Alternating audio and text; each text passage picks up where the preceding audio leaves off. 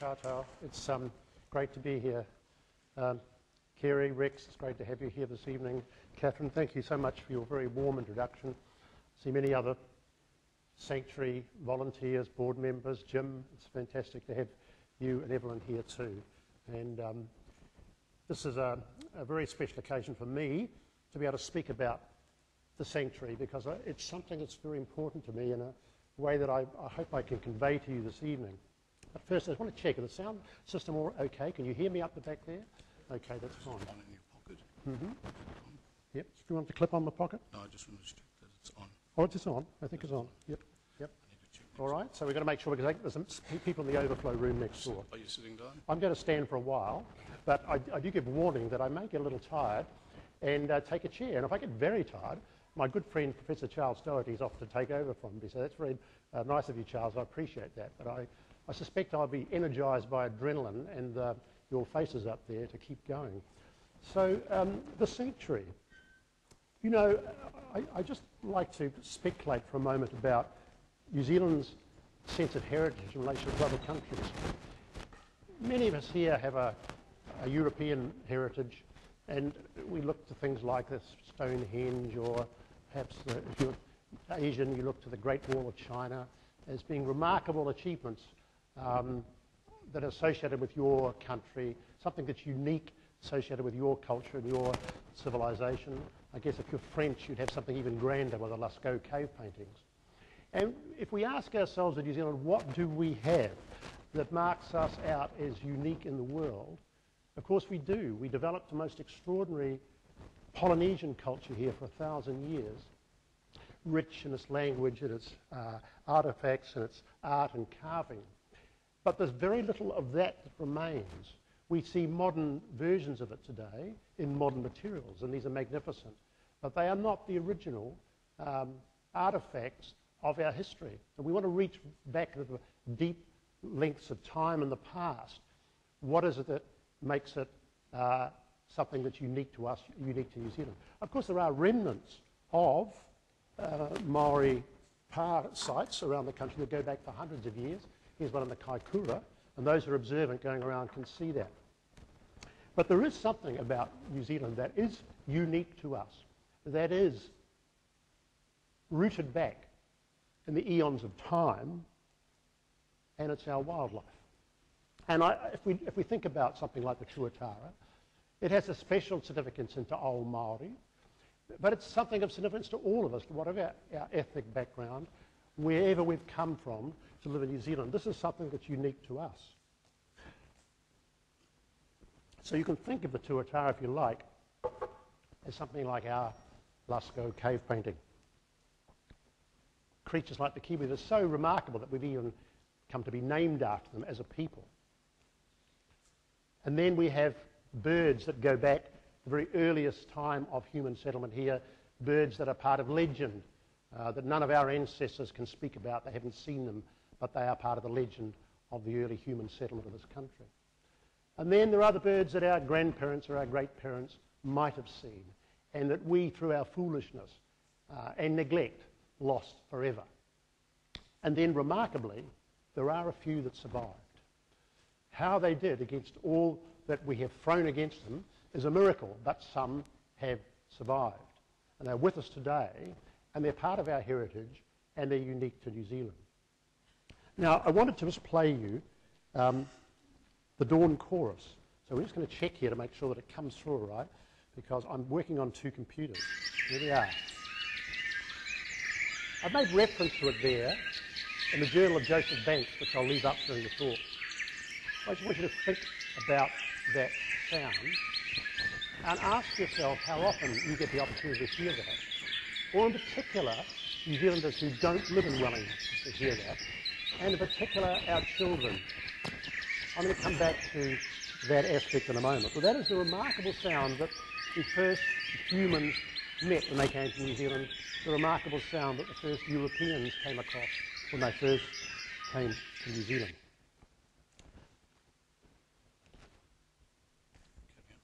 Okay. And so I want to take you through a little bit of the history of our forest habitat.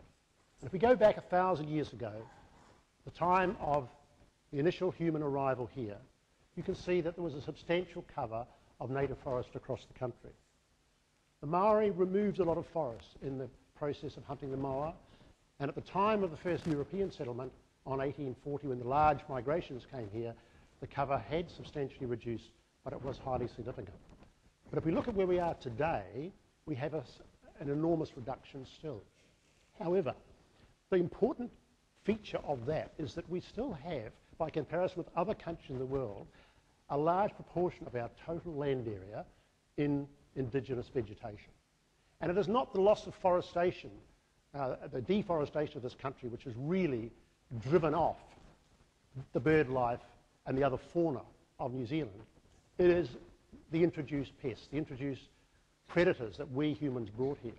So the deforestation was significant. And I don't think any of us as New Zealanders need grieve or apologise too much for that.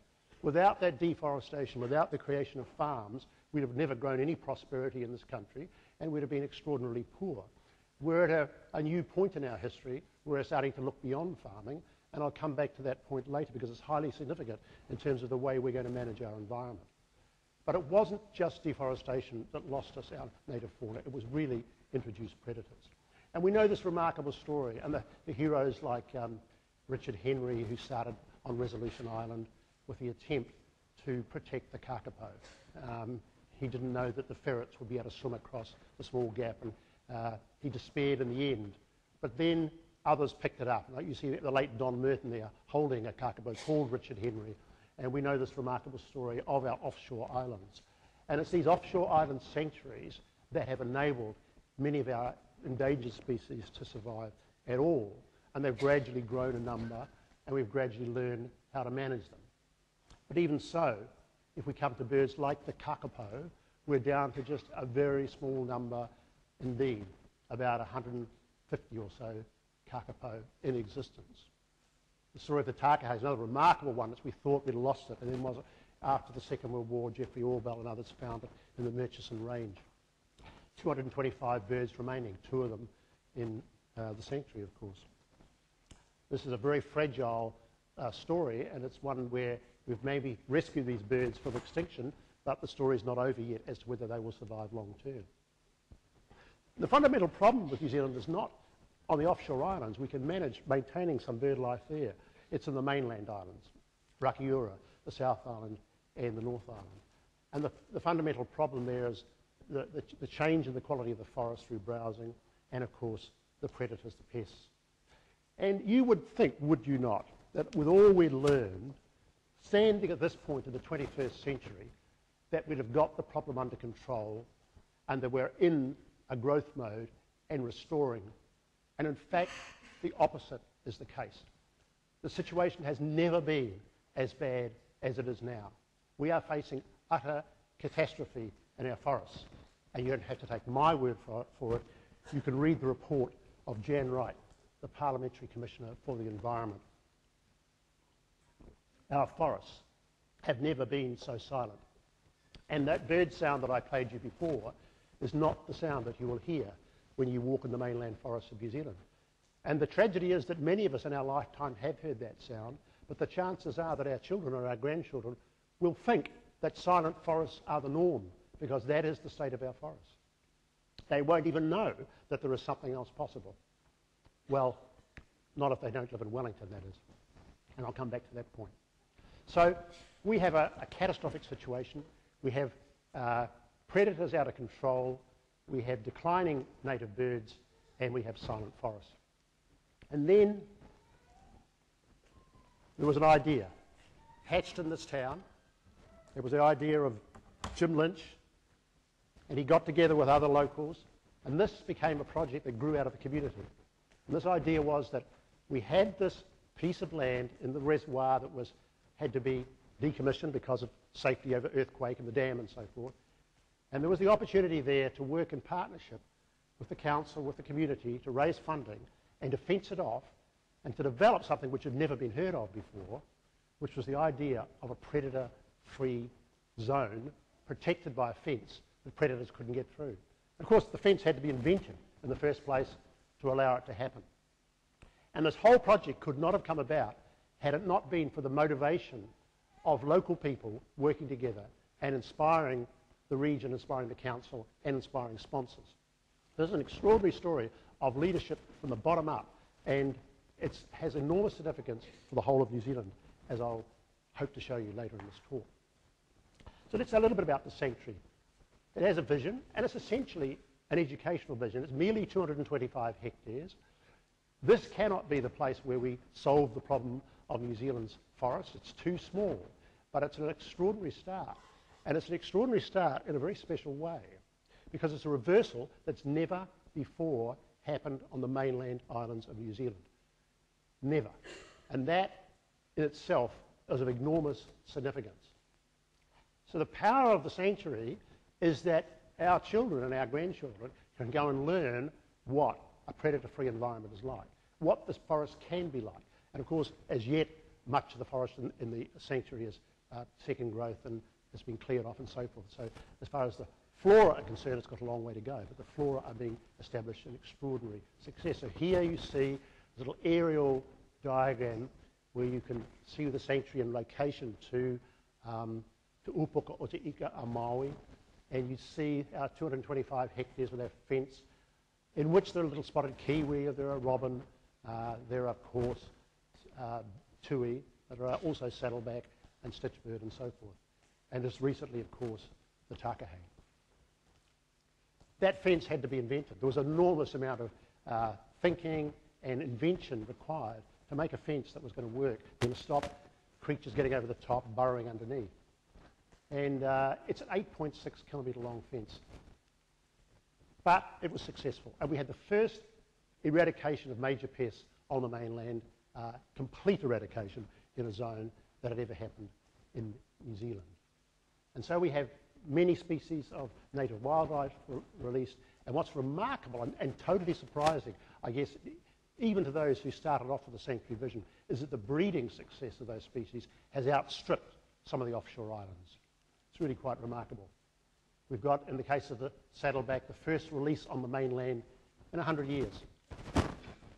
In the case of the little spotted kiwi, first release on the mainland in 100 years. And a breeding rate there, which is 9.5%, well above the national average. Extraordinary success with breeding.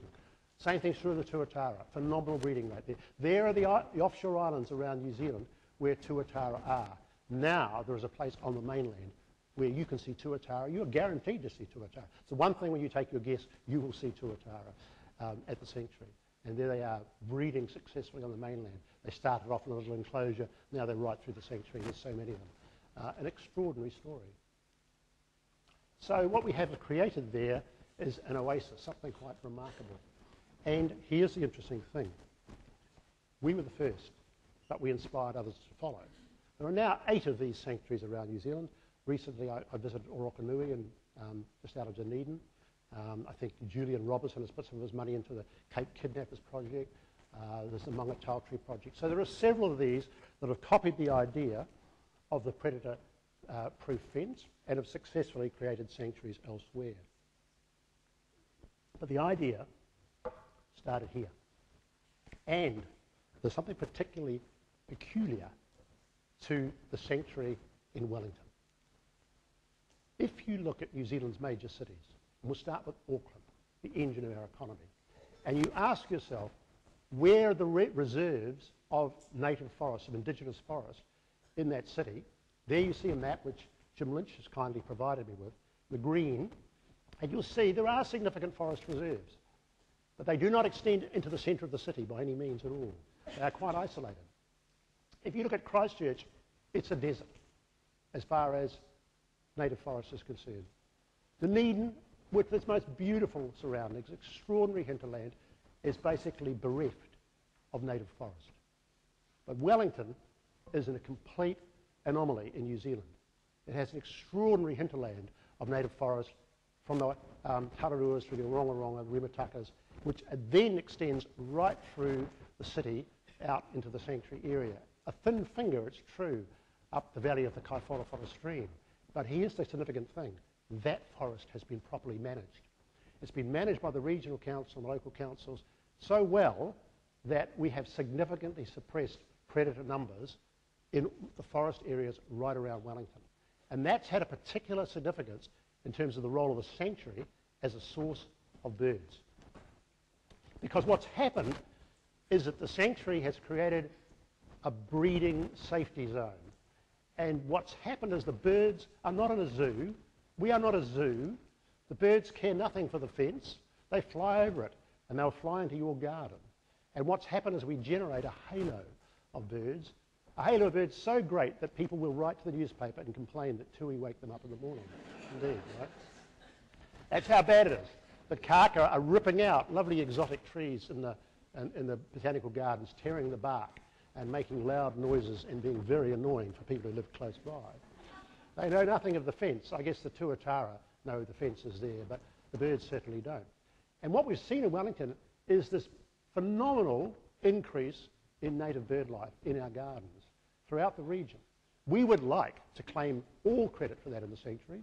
We would love to tax every ratepayer for every bird that lands and sings a song in your garden. That would be a great way of funding the sanctuary. But alas, we cannot claim credit alone. It is the wisdom of the local councils, the regional council, in suppressing the predator population. Because if those birds went out into normal New Zealand forest with the density of possums and mustellards and rats and so forth, that would normally be the case, they wouldn't last very long at all. But they get out there and they do manage to survive, and the halo effect is very, very significant. And I think that's one of the lessons that came out of this experiment, which has really surprised us all. So much is this a success. So much do we know in Wellington that we're a little special compared with our great neighbour to the north and our other neighbours to the south and elsewhere, that we brand ourselves as an ecologically friendly city. The vision for Wellington, Vision 2040, is smart city with ecological access. One of the selling points of Wellington is that if you come here, you can get to the sea, you can climb in the bush, you can mountain bike, and you can enjoy the forest. So it's become kind of a sense of who we are. And that whole sanctuary development that we're all so proud of here is a key to our thinking around that. So surreptitiously, it's become a kind of a branding of the city. And so I want to come to the matter of how the sanctuary developed, how it became Zelandia, why the visitor centre was built. Because, of course, there is nothing free in life. And the cost of maintaining the sanctuary, the cost of building the fence in the first place, thanks to a generous loan from the Community Trust, which we have to pay back with interest, thanks to enormous support from volunteers, and I'll come back to that in a moment because it's an extraordinary story, that one in itself, the role of volunteers and members. We've had to come up with some sort of a model for how we could pay for this amazing conservation experiment. And so this was always a partnership from the beginning, and the council and the trustees of the Karori Sanctuary Trust agreed that we would try to develop a business model where we get part of our income from the tourism, and part of the income might come from a cafe and from a visitor centre or an exhibition and so forth. And of course part would come from memberships, and that's extraordinarily significant. But the fact is that without some sort of a way of increasing the funding, there was no way that we were going to be able to manage to run this operation for the long term, for the centuries that we had in mind. So the sanctuary was endowed with a remarkable visitor and education centre. It came about through a grant from local government, from central government, about $6.5 million, matched and added to by local government, and it opened in April 2010. Before the visitor centre went up, we were getting about 60,000 visitors a year and about 43,000 local. After the visitor centre went up, a year later, we'd gone up to about 90,000 visitors a year and about 62,000 local. So local numbers, visitor numbers went up, and so did overseas visitor numbers, and people from out of town went up. But it was not the 144,000 that was needed in the plan that would pay for the centre. And I have to say that it's not going to be that, at least for the next few years. This is a very difficult environment for tourism, and we are growing our numbers, and they've got better this year, but it's going to be some time before this thing becomes totally self-sufficient. Hence the discussions going on at the moment about how we can further fund this. I should point out that the sanctuary gets no subsidy on an annual basis from the council, unlike the zoo and other organisations. So we have to think about how we're going to fund that. I really haven't come here to talk to you about that today, but I know it's something that will be in your minds because you'll have seen it discussed in the newspaper. You may have questions about that, and I would welcome those, and I'm sure other members of the board are happy to answer them. But I can't come here and talk about the sanctuary without at least mentioning this matter in passing. And in terms of entry cost, $18.50 to go. The zoo is $20. I know it's an extra $10 if you want to see the exhibition, but there's been a lot of fantastical talk about how extraordinarily expensive we are. Well, if you want to see native birds on Kapiti Island, work out the cost of that. It's not easy. It's not cheap to get out there. But we'd love it if it were free. We would love it. And if some sponsor wanted to come along and make it free for us all, we'd all be delighted. Because fundamentally, we are driven by conservation goals, not by commercial goals at all. And finally, I'll just point out, the visitor centre does break even and actually provides a slight profit on a cash basis. So closing the visitor centre down would not improve our financial situation. It would in fact make it worse. Enough on the finances. I want to say something about what has happened with Zelandia and what it has meant in terms of something beyond Wellington, beyond the Karori beginnings of it, and why it's important to New Zealand. This visitor centre is really quite remarkable in terms of providing a conservation story in a living context. So you can go there, as you can go to Te Papa, and learn something of our heritage, our natural heritage in this case, and Te Papa in the case of our cultural heritage. But it is there, surrounded by this living experiment that you can experience. And I think that really makes the combination of the visitor education centre with the sanctuary itself quite remarkable. It's not just a local story, it's a story that's about the whole of New Zealand, about Gondwana land, about what happened to our flora and fauna in this country with human migration, with Maori arrival, with European arrival. It's a home of research, extraordinary stories. Raymond is here tonight. Raymond Empson pictured there with the giant weta. What we've got going on there in terms of conservation is a remarkable story in itself, but there's also a wonderful story of research. And what's important here is it's an exemplar. It's been a model, as I've shown you, for sanctuary projects elsewhere in the country, but it's also a model overseas. And I'll say something about that in a moment, because we've got a lot of international interest in it, international interest that's really quite surprising in many ways. Just looking at the research that goes on there, I think over 100 research papers have come out of work carried out by the Trust staff. And the various universities have relationships with the sanctuary. Victoria University in particular has an MOU that's very important. We've got a number of PhD projects and master's projects going on there at the moment. I think that probably one of the most profoundly important aspects is the role in education for children. 7,000 school kids visit there every year. And what it means for them, I think, is incredibly important, because it is starting to get them to think about their country and what it could be in a different way. It is the only place that tells a New Zealand conservation story with a living example. Now, I started this talk by emphasising that this grew out of the community. It grew out of the community of Karori and the surrounding areas. It grew out of our partnership with iwi and our partnership with the Wellington Tents Trust and with Ngāti Koata, who've been extremely important to us in terms of the tuatara, has been absolutely vital. And that partnership with local iwi is going to be very important to us in the future, because this is a story that's part of the taonga of New Zealand Maori and the history of our country. The role of the community could be no better exemplified in the number of volunteers. We have 450 volunteers working there. We actually added up how much that was worth in terms of dollars of time if you paid them wages. $25 million worth of pro bono service that have been given to that sanctuary by volunteers. 11,000 members. This is very, very important. And without that, we wouldn't exist. We wouldn't have started. We could not continue. There's a whole fundraising activity that comes out of the sanctuary, of course. We've had great support from Mitsubishi, regular fundraising, good sponsorship. There are all sorts of opportunities if you want to donate. And the tourism aspect, I know it's been controversial with some.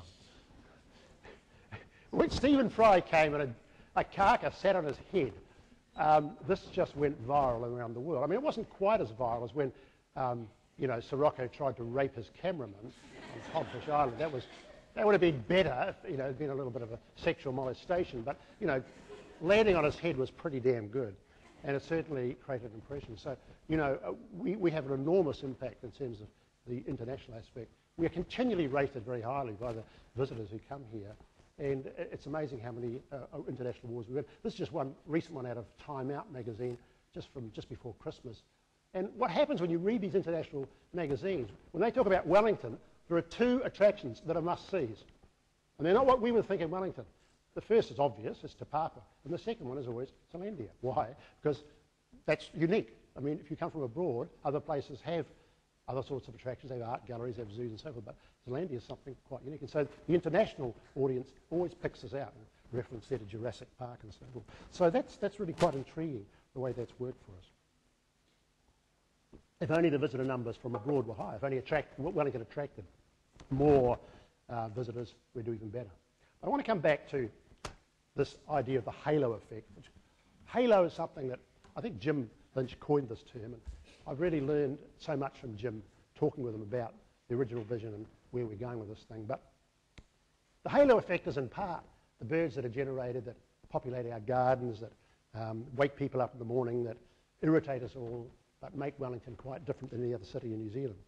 But there's another halo effect as well. And that halo effect is the influence on a whole generation that's spreading out, and it's going to affect the way we manage our conservation estate in New Zealand. And it's these kids and what they get out of it. Here's an extraordinary thing. See, the strange thing about we New Zealanders is that whatever our politics, at heart, we're all environmentalists. It's a very strange thing. This was a survey carried out by TV3 during the last election campaign. And they asked voters, 21,000 voters, for a list of options, and the list of options in terms of a ranking as to what would be the most important concerns or issues for them in New Zealand. And number one came out to be environment. Number two was food price. You can look at those. Now, you can take these things with a grain of salt, I have to admit. But in a way, I'm not too surprised. Depends how the question's framed. But I think there's a sense about New Zealanders in that we are partly defined by our environment, by what's unique about our landscape, our forests, our sea, and all that represents to us in terms of our childhood memories, in terms of our aspirations. And yet, when we look at what we're doing to our country, we see that we are impacting on our environment in an increasingly negative way. Our most successful industry, which I admire enormously, on which we all depend, the dairy industry, has a hugely negative effect upon our water quality. I know the dairy industry is trying its best, or some are, to remediate that, but we have reached limits to growth in terms of what we can do with dairying because of that factor. When you look at the environmental indices that are used internationally to measure performance, we used to be one of the top countries in the world. We've now, in the Yale University Index, for whatever that's worth, we've slipped to number 15th in the world. Does it matter? I think actually it does matter to us, and I think it affects how we feel about our country and what we want it to be. The international media make fun of us now. We like to say we're 100% pure, that we're clean and green. But in truth, others see it differently. Others see it as hypocrisy and are only too happy to point it out, particularly those who've got a vested interest in competing against our food products. So that's a problem. 100% hype you see there. And when we look at our profile in the economy, the fundamental problem we face is one of productivity. And others of you will have heard me talk about this subject before when I've gone on about economics and about innovation and about science and technology. You might wonder what on earth the connection is with the sanctuary, and to me it's actually quite fundamental. Our problem is that we have a lot of our employment in what's called low-wage industries, in low productivity industries. The dashed red line is where we have to be to match our current per capita GDP. And I'll come to a moment why I think GDP is important in an environmental context. But tourism and the wine industry and many of other businesses are way below that. And the more we expand those, the poorer we get. What holds us up and sustains us is the dairy industry, which comes in at about $350,000 a job. It's phenomenally productive, but we've reached the environmental limits of how we can expand it. And we would need to expand it 4 or 5 times in order to match the GDP per capita of Australia, should we wish to do that. I'm not saying we do, but if we wanted to lift ourselves to the aspiration that this government set, that's the sort of response which would be needed. We know it's impossible. There are a whole lot of other businesses here, particularly in the high-tech manufacturing centre. I mentioned Fisher & Paykel Healthcare, and I flash a few of my favourite little companies up there, including my own, Magritech, or not my own, Andrew Coy's the chief executive, he's sitting up there. We're tiny, we'd like to be bigger than Fisher & Paykel Healthcare, and one day we will be. But the point about these sorts of businesses is the sort of people who work in there. The people in our company, many of them are from overseas, from Finland, from Germany, from the United States. And they didn't come to New Zealand for higher salaries. They came here because they wanted a different quality of life. Every one of those people is like we are, environmentalists at heart. They've come to work in a high-tech company in Wellington rather than in Shanghai or San Diego because they want to get out into the ocean, or they want to climb in the hills. They want to get up in the mountains, and they want to trout fish. And I can name these individuals, I can think of their faces of each one of them and what they like to do. And that is what drives, that's what brings intelligent, creative people to want to migrate to New Zealand, not for higher salaries, but for those opportunities. And it's what makes our own creative people want to migrate back home again or to stay here in the first place. It's how we manage this country, how we make it a place where talent wants to live. And so if we look at this whole problem of our technology companies, and the great virtue of them is simply this, that they don't produce greenhouse gases, they don't dump nitrates in our streams, they don't put mine tailings on our landscape, they don't require energy, they don't require land, they're totally environmentally benign, and there is no limit to the number of companies like that you can have to the degree that you've got the creativity and the business expertise to do it. And if you look at the top 10 companies, they export something like $3.5 to $4 billion a year. And if we increase that by a factor of 10, we'd have achieved the goal of passing Australia by with no environmental downside at all.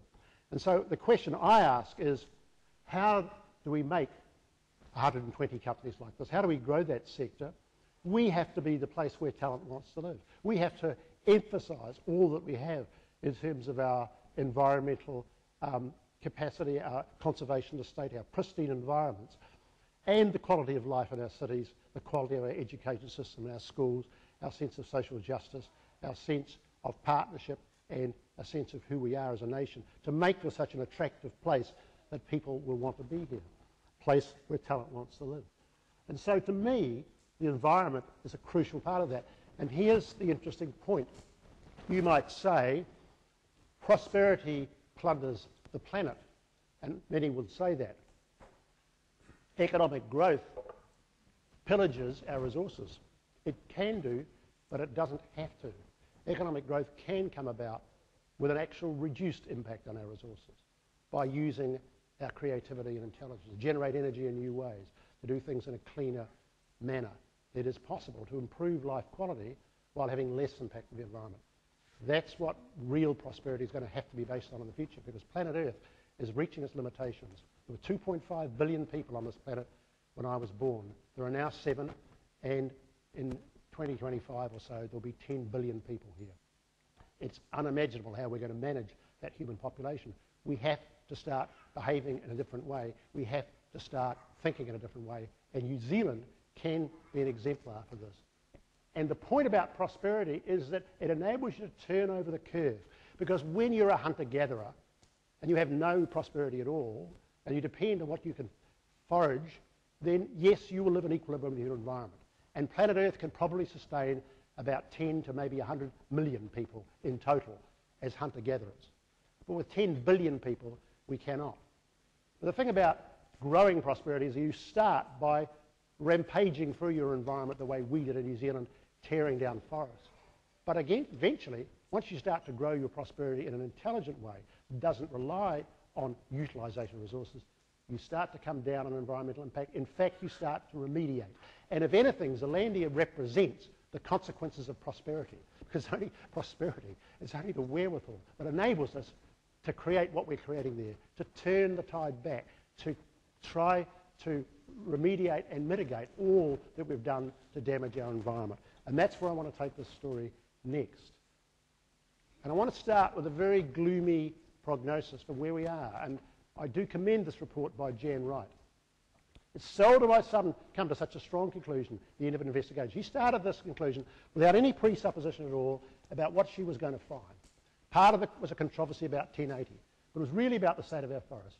Much of our identity as New Zealanders, along with our clean green brand with which we market our country, is based on ecosystems which these pests, we know what they are bent on destroying. We cannot allow our forests to die. 2011.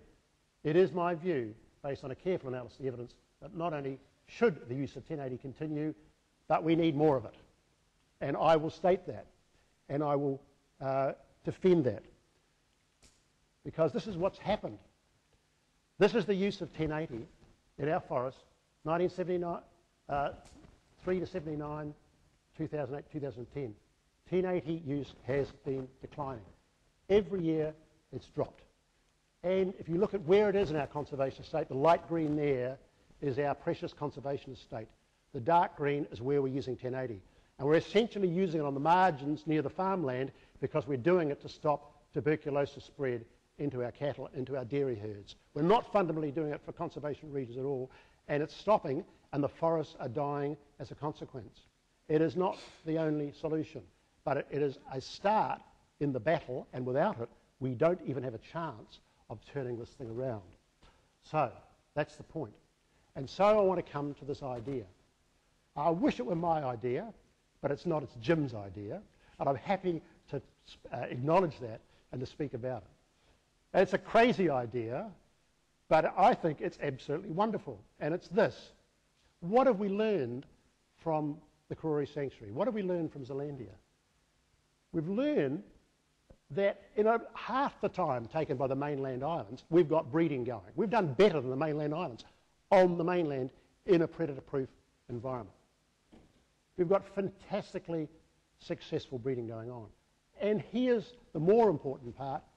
Extant bird populations like tui have increased exponentially in the city surrounding. For the reason I told you before, we have a hinterland of forests properly managed around Wellington. We're the only city in New Zealand that has it, the only major city in New Zealand that has it. And what we've discovered is that it's not just in the sanctuary that the bird numbers go up, it's in the surrounding area. The halo has spread out. And this has radiated from the fenced core. And so Jim's idea is the following. Suppose we were to go to our conservation estate, forget the cities, forget tourism, forget visitor centres. I'm not talking about that. I'm talking here about building an enclosure in the heart of the Puliora forest, on the heart of the Kaimanawas. An enclosure of a size that we could reasonably afford, perhaps not the 225 hectares of Zelandia, but maybe 1,000 hectares, and that we do what we know works, which has been proven to work in the city here. We fence it properly, we kill all the pests, which we can do, and hold them at zero numbers, which we know how to do perfectly well. And then, in a halo around that, we start managing the zone. And in a halo of maybe 10,000 hectares with intensive trapping, and an outer halo out to maybe a total of 100,000 hectares where we use 1080 drop. If we had a dozen of those in the whole of our conservation estate, we would have covered 15% of the entire conservation estate. 15% of the entire conservation estate could have the restoration of bird life that we see in this region as a result of this halo. This is the crazy idea. It sounds preposterous, doesn't it? It's obviously going to cost a fortune, isn't it? No, it isn't. We know exactly how much it's going to cost because we've done the experiment. We did it in Wellington. We know how much it costs. I'll come back to that in a moment. Bit of entertainment coming up here. I have to go back. I see it's going to do that to me, is it? All right, we'll try this. Oh, well, if this won't work, I'll try the manual approach. Really is going... I see. Previous. Let's try the brute force approach. There we are. Obviously didn't want me to show you the costings, but I'm going to show you the costings. What does it cost to build a fence for 1,000 hectares with the roads around it? Costs a bit, $7 million. What does it cost to eradicate the pests? What does it cost for baiting operations? What does it cost for aerial drops? You can work it out. The numbers aren't hard. You can work it out for the whole dozen of them, and you come out for about $84 million in capital. And you can spread that. You don't have to do it all in 1 year. I mean, we've been destroying our forests for 1,000 years, or maybe 200 years, or certainly 150 years. You could do it over a period of time. So you could spread it. It wouldn't be too much per annum. 16 million per annum operating costs. Look, I know this is not a time to go talking about spending money. It's obscene. People shouldn't do that. It's irresponsible. But I'm not talking here about a lot of money. I'm talking about something that represents 20% of DOC's existing biodiversity budget. It's manageable. It's doable. And what would it mean for us if we were to turn this thing around, if we were to reverse the trend which we'd seen? You know, there's a lot of work that can be gone into here in terms of the research around technology. And I will come to the next slide here. And it looks like I'm going to have to go manually. And I'm going to show you on this one, because this is rather fun. I've got a movie here. It's a little cruel, and that's fine. That's okay. That's all right. I mean, there's no sound. So. People next door. Okay, right. This is called a good-natured trap. And it's a curious thing. There's a little rat in there. And unfortunately, the bait hasn't been loaded terribly well. There's a bit smeared around the base. And the bat is rather obsessed with licking it. But eventually, it cannot resist the fact that there's a much stronger aroma coming from deep up inside the trap. And it'll soon pop its head up there. And something rather tragic is going to happen to the rat when it does. Here it goes. Oh dear, the rat is dead. Now, the rat is dead instantly. You might say humanely. And furthermore, that trap can kill 12 rats in a row without ever being rebaited or reloaded. It's driven by a little carbon dioxide cylinder, the ones you make fizzy drinks of at home. So it's not the perfect solution. By the way, it doesn't just have to be for rats. It can be for possums. I've got possum next. You might like to see possum. Now, possum needs a different cowling. And the cowling is designed in such a way that nothing but a possum will go in there. It's not going to kill anything we don't want to kill. And so possum cannot resist the lure of the bait and eventually pokes its head in there. I mean, I'm showing this movie just to show you that, you know, there's new things around the corner. There's new things we can think of. Oh dear, demise of possum. I've seen versions of this trap where there's already 10 possums dead at the bottom and the others just climb over the bodies to go in there. They're not very bright creatures. I mean, I know they're Australian, but still, I mean, it's anyway, that's a low blow. So the point is that we can research this. The point is that there's a lot more that our scientists can do. And so I want to put it in the context.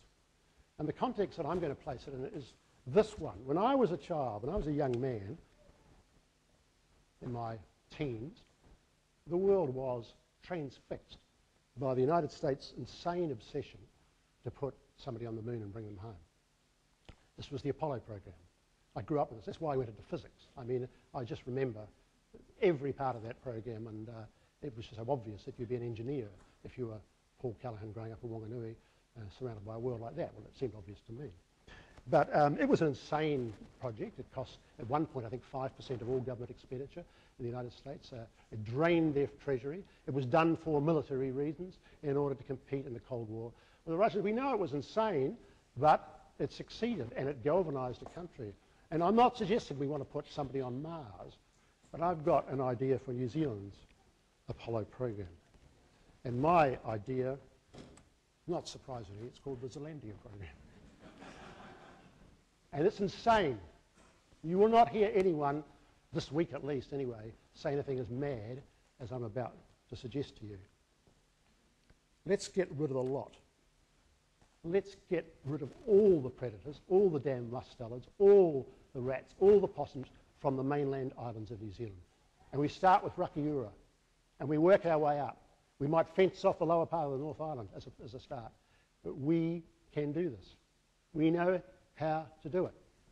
We'd have to embrace it as a nation. We'd have to get the farmers buying into it. It would be something that kids would tell their parents, parents, you've got to support this, it's important. It would be something that would galvanise us. It would be truly an extraordinary thing to do. We'd start with these 12, what I call Lynch Zelandia zones. That's just the beginning. That's just to get the idea going. But we don't stop there. We move through the forests. We develop the technologies we need, the self-resetting traps, the humane toxins, maybe the biogenetic methods or whatever that we need. We start with total eradication on Rakiura. That's been costed at 50 million. Rakiura, 50 million to get rid of all the pests. It can be done. We start there. It's our third biggest island. We know that we'll just have to take as long as it takes to eradicate on the mainland. I'm sorry, the background slide there, you can't read it. I can tell you what it is. Once we've done it, we can defend our borders. We can defend our borders against spiders and snakes. We can sure as hell defend them against possums. It can be done. It's crazy, but it is ambitious, and I think it might be worth a shot. I think it's our great challenge, because what have we got as a nation looking in further into the 21st century? We have some enormous advantages. In a dangerous, overpopulated world, we have ample water supplies. We have considerable renewable energy sources. We have robustness to global climate change. I'm not in favour of global climate change. I'm just saying, if you want to be anywhere when it happens, this is the country to be in. We have multiple climatic zones. We are robust in that regard. We have abundant and pristine outdoor environments that we have not yet destroyed. And they are enormously important to us and why we live here and why it makes it attractive to people to come here. We have a very good education system, albeit with some inequities and some problems that need to be sorted.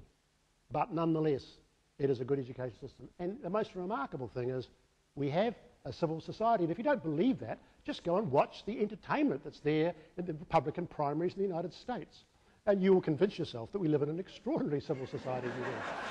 Okay? I mean, it's remarkable how nice we are to each other, aren't we? I mean, how... Anyway, I won't even go there. But you see the point. You see the point, I hope. So what else is there? You may have seen this slide before, but I want to add to that. I think we should also be the country that achieved the seemingly impossible, the ZEALANDIA Programme.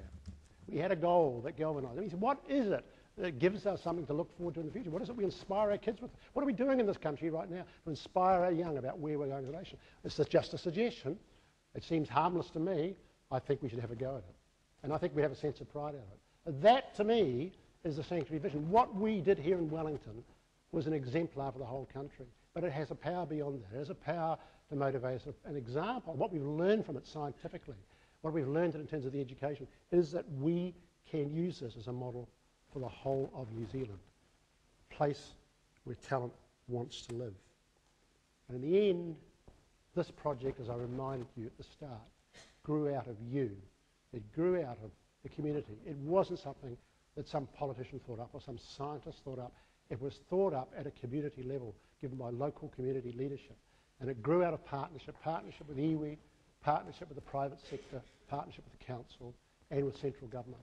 And that, in a way, is almost the ideal way in which all society should operate and all change should come about, that is driven from the people themselves. And I think that's one of the most wonderful aspects of the story. I feel very strongly about the value of Zelandia.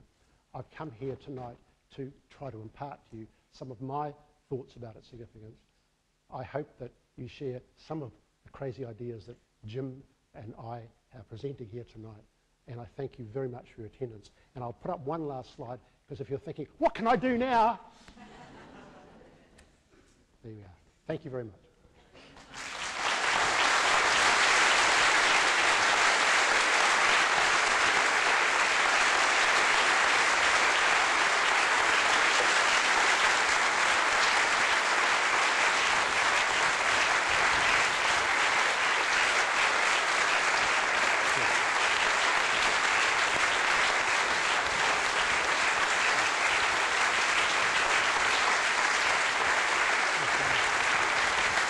Thank you very much.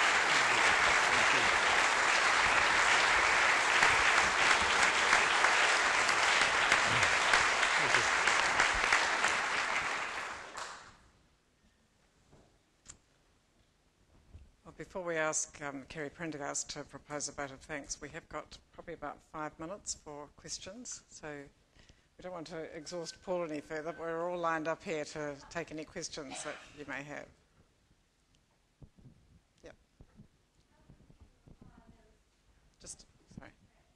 What are some of these overseas examples that have been following our lead?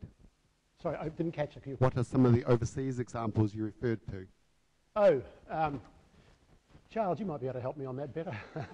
Charles is the real expert. Well, there are a number of places overseas that are trying this sort of thing. Australia has a number, I know, that are are trying it. And I confess I'm not on top of all of those, but I do know that none of them are right in the middle of a big city, for example. The ones that I'm more familiar with are the real visionary ones. There's an idea that you may be familiar with called, I think they call it Wild America or something like that, but the intention is to create a continuous refuge of this sort all the way from Alaska down to Mexico. Absolutely. Now, that's pretty visionary. If you talk about ecological restoration, they're talking about putting, mammoths were there 30,000 years ago. So it's a question of how far you want to go there. The advantage, we've got a quite different situation here. The advantage here is that some of the past is still with us. We know exactly what the past was for many of the reasons Paul said, and we know on offshore islands, for example, what survived and what's possible there.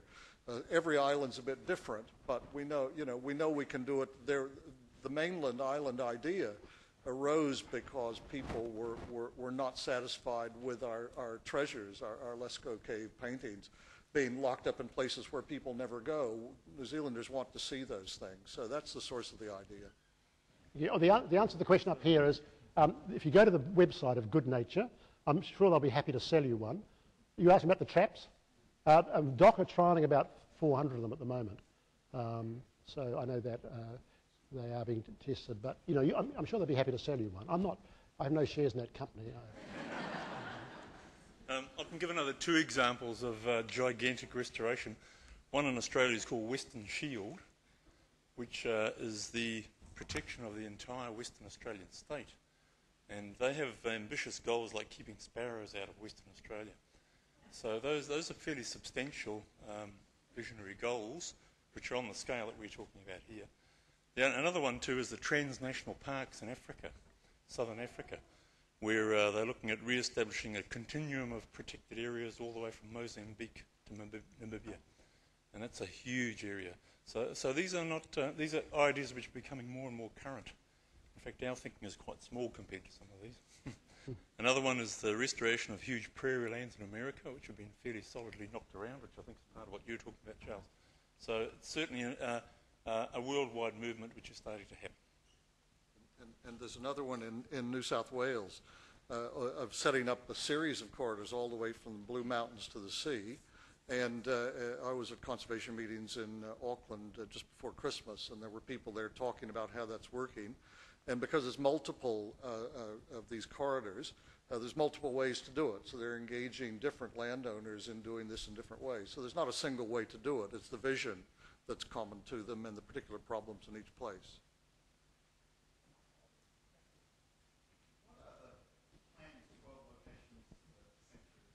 Jim, I think there's one for you. Where would be good places? I'd have to emphasise that this is, at this stage, is a paper written to the Centre for Biodiversity Restoration and Ecology, which is Ben and Wayne's Victoria group, which is calling for more research to be done so that a scheme like that can be investigated.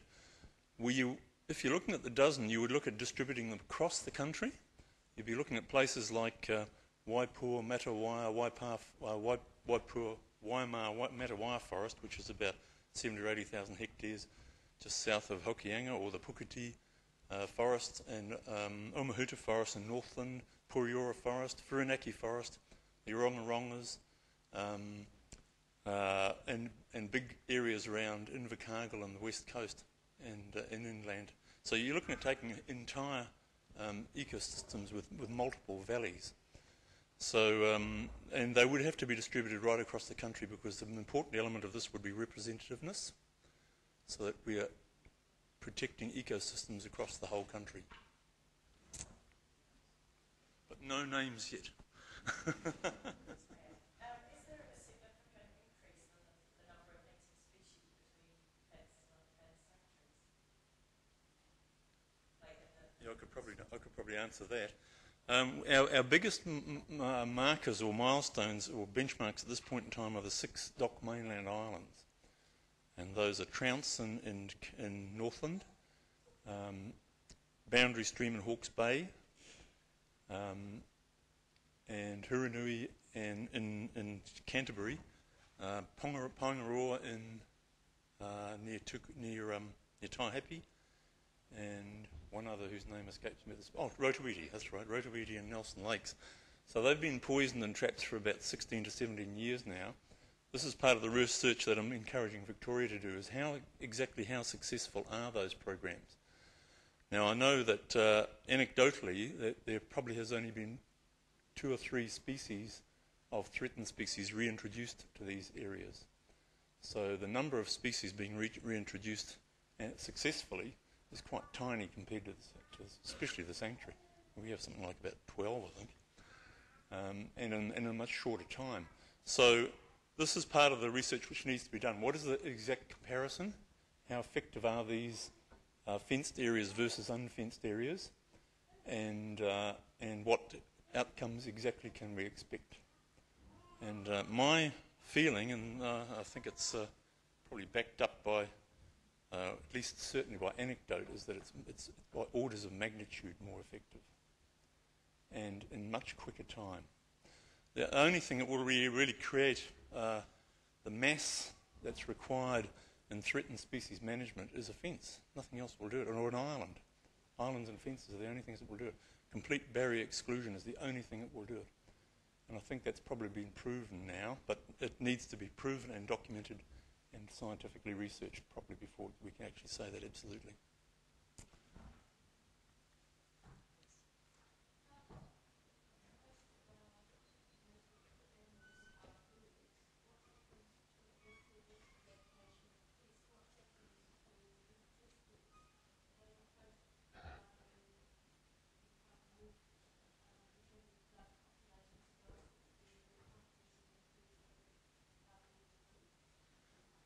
You do get increased populations of exotic birds in certain places, but places like Kapiti Island will show you that if you go there, the vast abundance is native birds. And in a dense forest area which is well populated by native birds, you will find that they tend to outcompete the exotics. Exotics are still there, but they're in much lower numbers than normal. So take a trip to Kapiti. Now on the margins, of course, that would be different. You get a lot of our introduced birds are actually pastoral birds, magpies, sparrows, thrushes. A few do thrive well in dense forest. Blackbirds are certainly one, and thrushes and so forth. That's why you hear quite a few of them up the valley. But over time, the bigger the forest, the more they will be outcompeted, and the higher the populations of native birds, I suspect they'll be outcompeted.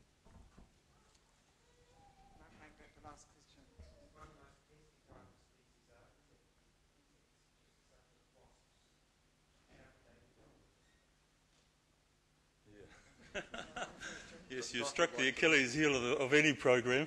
There are 2 Achilles heels. One is mice. They're terrible things to control, as we know. And they would still be a real problem in South Island beech forests in particular. And wasps and others, they're different. They just need a whole different program to manage them. Fences won't fix them. So fences are by no means a panacea for everything. I think I've tried to emphasise this. There are a lot of other problems, a lot of other issues, but generally for increasing the major the larger bodied native birds in mainland forests, fencing will work. There are some big gains you can have without having to deal with those, and one obvious example is possums. That's the significance of 1080, because possums, of course, deal to the habitat as well as to rare birds and rare everything else. So I think it's absolutely critical to take your gains where you can, and the knowledge is accumulating in key places that those make a difference. But I think possums are the absolute key to it, because in response to the earlier question, habitat's an essential component of whether you get native birds back or sparrows. Just a point of clarification on fencing, and I make this clear in my paper, is that fencing has real limitations. You can't fence large areas. That's one thing we've discovered. My feeling is about 1,000 hectares or slightly larger might be the optimum. That's not very big. It's quite small, in fact. After that, your edge becomes very difficult to patrol. Your expenses are high. So there is a limitation to fencing. There's a limitation to bait and trap poisoning as well. Probably about 20,000 hectares is the biggest that's being done at the moment. That's still quite small. Space-wise, 1080 is not limited, but it has much lower outcomes. So the whole point of this is that by merging these three methods together, you work on you gain the value of each one's strengths and you mitigate each one's weaknesses. So the strengths of 1080 is scale, big scale. The strength of poison trap is it's very good for maintaining populations. The strengths of fencing is it creates mass very quickly in a small area. So if you integrate those three together in a complete program, then you gain the synergy of all three systems. And we don't do that at all anywhere in New Zealand at the moment. It's not being done anywhere. Thank you, Jim. I think we should draw things to a close. You've seen up here some calls to action. We hope you'll pick them up. And if you're as excited about this idea, and I sense that you are, as we are, please do get active and do contact us if you have ideas on how to help make this happen. I think it would be an absolutely wonderful project for New Zealand. And I'd now like to call on Kerry Prendergast to thank Paul.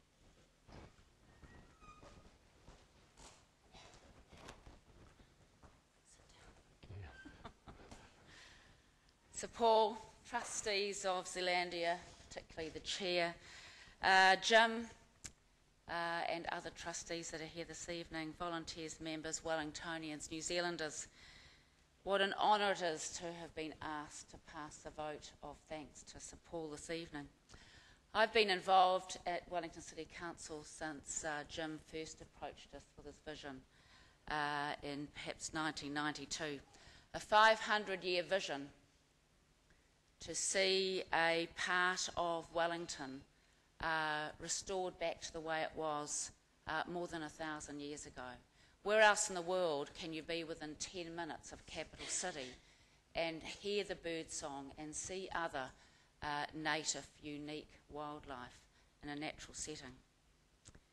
And with the plans they've got to continue to repopulate and with the partnerships you heard about from Sir Paul, the City Council, the Regional Council, our iwi partners, the government, and of course the many members and volunteers, all giving not just emotional, environmental, social and financial support.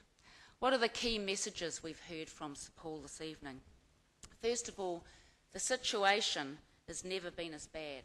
It's catastrophic, the loss of forests and our birds throughout New Zealand, and the predators are out of control. Secondly, this is the first time ever there's been a reversal on the mainland island with the world's first predator-free fence. Karori is some years away from being financially sustainable. New Zealanders see the environment as the #1 key issue facing us. We're going to have to continue to deliver on a quality of life if we're going to attract talent to New Zealand and keep it here. And we have to deliver on the promise with that quality of life. Karori has got a very successful rebreeding program, faster than offshore islands, and we need to establish a much bigger Zealandia across New Zealand. Jim's idea, but something Sir Paul's promoting. So what is the conclusion from tonight for me? It's not just about being environmentally critical to achieve this. It's critical for New Zealand tourism. The international visitors are more environmentally or eco-tourism for this discerning visitor is more important. It's critical for New Zealand domestic tourism to remind New Zealanders of their heritage. It's about conservation, it's about education, about research, and about the built heritage and about recreation. And I think the vision you've heard tonight about a predator-free New Zealand is critical and something we should all be promoting. There's only a few people you meet in life who have the intellect, the vision, the commitment, the energy and the passion of Sir Paul. He's an iconic New Zealander. He's revered internationally on the science stage.